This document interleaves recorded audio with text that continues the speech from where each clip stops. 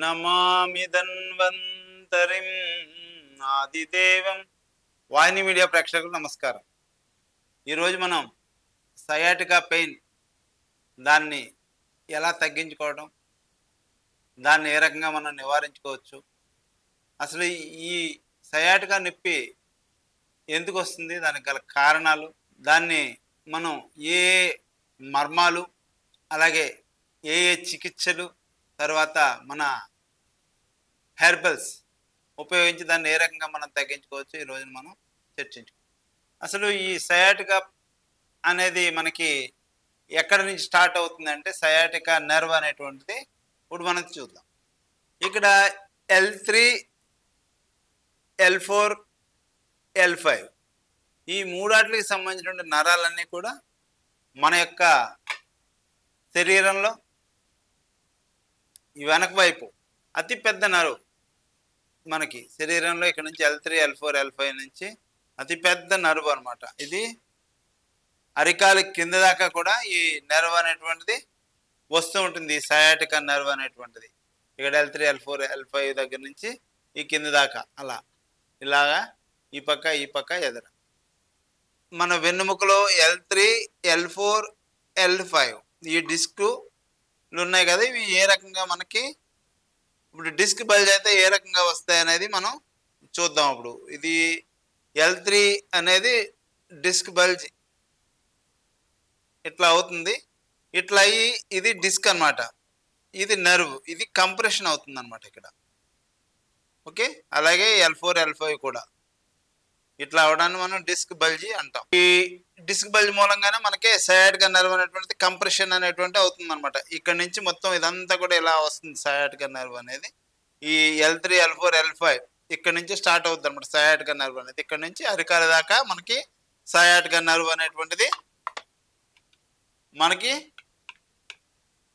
వస్తుంది. ఇప్పుడు ఇక్కడ నుంచి ఇట్లా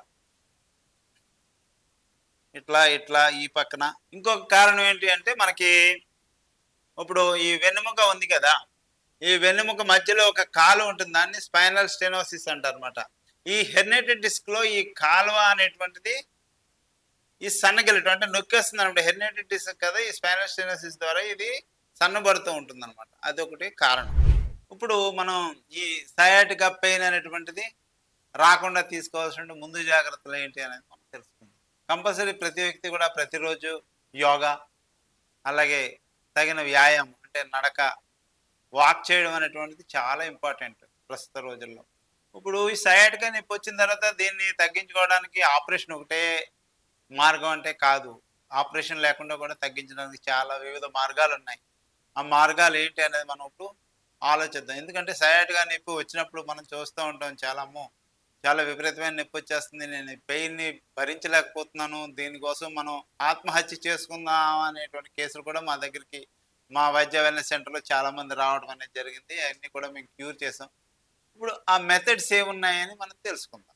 ఇప్పుడు ఇందులో మొట్టమొదటిది మనం చేసుకోవాల్సిన ప్రక్రియ ఏంటంటే డీప్ టిష్యూ మసాజ్. ఈ డీప్ టిష్యూ మసాజ్ని మనం మంచి హెర్బల్ ఆయిల్స్తో చేయడం మూలంగా కూడా ఈ కండరాల మీద ప్రెషర్ అనేటువంటిది తగ్గుతుంది.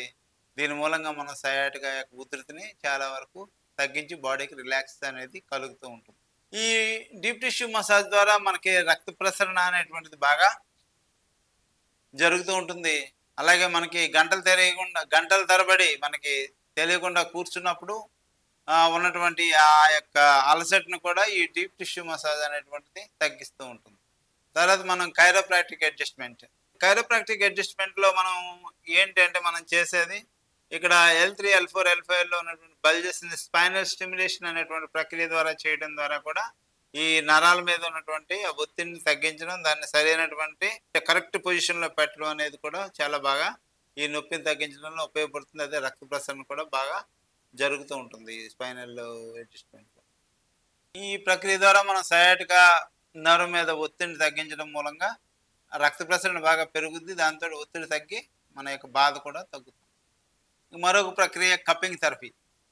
ఈ కప్పింగ్ థెరపీ ద్వారా మనలో శరీరంలో ఉన్నటువంటి వాత దోషాన్ని తగ్గించడం, తర్వాత రిలాక్సేషన్ని కలగజేయడం, తర్వాత రక్త ప్రసరణ అనేటువంటిది బాగా జరుగుతుంది. తర్వాత ఈ టాక్సిన్స్ బాడీలో ఉన్న టాక్సిన్స్ అన్నీ కూడా ఈ కప్ మన మీద ఇది చేసినప్పుడు కప్పింగ్ చేసినప్పుడు మన బాడీలో ఉన్నటువంటి టాక్సిన్స్ అన్నీ కూడా పైకి వచ్చేసేసి అవి రిలీజ్ అవుతాయి. టాక్సిన్స్ అన్ని రిలీజ్ అయినప్పుడు అక్కడ బాధ అనేటువంటిది మనకి ఉపశమిస్తూ ఉంటుంది. ఈ కప్పింగ్ థెరపీ ద్వారా మనకి కండరాల యొక్క గట్టిదనం అనేటువంటిది తగ్గుతూ ఉంటుంది. అలాగే ఈ సయాటికా నర్వ్కి స్పేస్ అనేటువంటిది ఇస్తూ ఉంటుంది. ఈ మర్మ థెరపీ అనేది కూడా చాలా బ్రహ్మాండంగా పనిచేస్తుంది. సయాటికా నర్వ్ కంప్రెషన్ దాన్ని తగ్గించడంలో చాలా బాగా ఉపయోగపడుతుంది. ఇందులో ఏ మర్మాలు బాగా పనిచేస్తాయి అనేది మనం ఇప్పుడు తెలుసుకుందాం. క్షిప్ర మర్మం, గుల్ఫ మర్మం, జాను మర్మం, ఇంద్రవస్తీ మర్మం. ఈ మర్మాలు మన యొక్క సయాటికా నర్వ్ ఈ నొప్పిని తగ్గించి మనకి దాని నుంచి ఉపశమనం పొందడానికి చాలా బాగా ఉపయోగపడతాయి. ఈ మర్మాలను మనం స్టిమ్యులేట్ చేసుకోవాలి. ప్రతి మర్మాన్ని కూడా మనం ఏ రకంగా స్టిమ్యులేట్ చేసుకోవాలనేది మనం ఇంతకుముందు వీడియోలో చెప్పుకున్నాం. ఎలా అంటే ప్రతిసారి కూడా ప్రతి మర్మాన్ని 8 సార్లు చేసుకోవాలి. అలా 3 సెట్లు 3 8 24. ఒక్కోసారి నొక్కినప్పుడు 1 సెకండ్ కంటే కూడా ఎక్కువగా మనం దాన్ని ప్రెస్ చేయకూడదు. ఈ సయాటికా నొప్పిని తగ్గించడంలో మనం తీసుకోవాల్సినటువంటి హెర్బల్ రెమెడీస్ గురించి మనం తెలుసుకుందాం. పారిజాతం ఆకులు కషాయం అనేటువంటిది ఈ సయాటికా నొప్పిని తగ్గించడం చాలా బాగా ఉపయోగపడుతూ ఉంటుంది. పారిజాతం ఆకుల్ని ఒక 6 నుంచి 8 ఆకులు తీసుకుని మనం ఒక 2 గ్లాసులు వాటర్ తీసుకుని దాన్ని సగం అయ్యేదాకా అంటే 1 గ్లాసు వాటర్ అయ్యేదాకా మరిగించి ప్రతిరోజు సాయంత్రం మనం ఆ పారిజాతం ఆకుల యొక్క కషాయాన్ని తీసుకున్నట్లయితే ఈ సయాటికా యొక్క ఉధృతి అయినటువంటిది చాలా తగ్గి మనకు ఉపశమనం కలుగుతుంది. ఈ సయాటికా నొప్పిని తగ్గించడంలో అశ్వగంధ అనేటువంటిది చాలా బాగా ఉపయోగపడుతుంది. ఎందుకంటే ఈ రక్త ప్రసరణ కలిగించడంలో ఈ అశ్వగంధ అనేటువంటిది బ్రహ్మాండంగా పనిచేస్తుంది. మనకి ఒక స్పూను అశ్వగంధ పొడి తీసుకుని ఏ కంపెనీదైనా పర్వాలేదు, మీరు అశ్వగంధ పొడి పౌడర్ 1 స్పూను 1 గ్లాసు పాలలో కలుపుకొని సాయంత్రం మనం తీసుకున్నట్లయితే కూడా చాలా వరకు మంచి ఉపశమనం కలుగుతూ ఉంటుంది.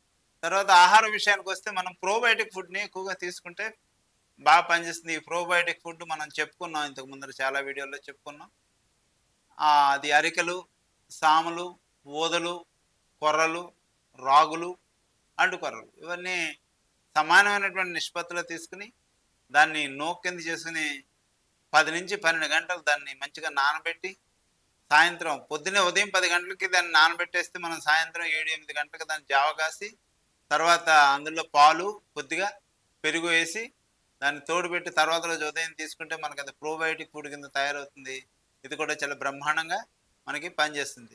దీన్ని అన్నట్లుకంటే మించింది ఇంకొక ఇది ఉంది. మనకి కొంతమందికి ఈ B12 డెఫిషియన్సీ కానీ లేకపోతే ఈ సయాటికా నర్వ్ దీనివల్ల కానీ మనకి తొడల్లో కూడా ఈ నొప్పి ఎక్కువగా వస్తూ ఉంటుంది. ఆ తొడల్లో నొప్పి వచ్చే వాళ్ళకి తౌడు అనేటువంటిది రొట్టె కింద చేసుకుని తినడం, ఆ తౌడుని మనం కొద్దిగా చపాతీ పిండిలో మిక్స్ చేసుకుని తినచ్చు, రొట్టె కింద చేసుకుని. అలా కాకుండా మనం నైటే దాన్ని ఒక 2 స్పూన్ల తౌడుని 1 గ్లాసు వాటర్లో నానబెట్టేసి ఆ కింద దిగినటువంటి దాన్ని ఇది కలిపి తర్వాత రోజు ఉదయం తీసుకున్నట్లయితే మనకి చాలా బాగా పనిచేస్తుంది ఈ తౌడు కూడా. ఈ తౌడును కూడా తీసుకోవచ్చు. సయాటికా నొప్పితో బాధపడుతున్నట్లయితే మనం చెప్పుకున్నటువంటి ఈ పద్ధతులన్నీ కూడా మా వైద్య వెల్నెస్ సెంటర్లో మేము మీకు అందిస్తాం. చాలామందికి మేము సయాటికా నొప్పుల్ని నయం చేసాం. మీరు కూడా మా సేవల్ని ఉపయోగించుకుని ఈ సయాటికా నొప్పి నుంచి పూర్తి నివారణ పొందొచ్చు. ఆయుర్వేద, గిరిజన మూలిక మరియు పారంపర వైద్యం చేసే ప్రతి ఒక్కరూ మా ఛానల్ ద్వారా మీ విద్యను ప్రజలకు తెలపాలనుకుంటే మా నంబర్కి కాల్ లేదా వాట్సాప్ చేయండి. మీ దగ్గర ఉన్న ఆయుర్వేద మరియు హెర్బల్ ప్రొడక్ట్స్లను మా ఛానల్ ద్వారా ప్రజల్లోకి తీసుకువెళ్తాం. స్క్రీన్పై కనిపిస్తున్న నెంబర్కి కాల్ చేయండి లేదా మీ వివరాలు మాకు మెయిల్ ద్వారా పంపండి. మా మెయిల్ ఐడి wahinimedia@gmail.com. వీడియో కనుక మీకు నచ్చినట్లయితే లైక్ చేయండి, షేర్ చేయండి. మరిన్ని వీడియోస్ కోసం మా ఛానల్ని సబ్స్క్రైబ్ చేయండి. మీ అభిప్రాయాలు మాకు కామెంట్స్ రూపంలో చెప్పండి. మరిన్ని వీడియోస్ కోసం మా ఛానల్ని సబ్స్క్రైబ్ చేయండి.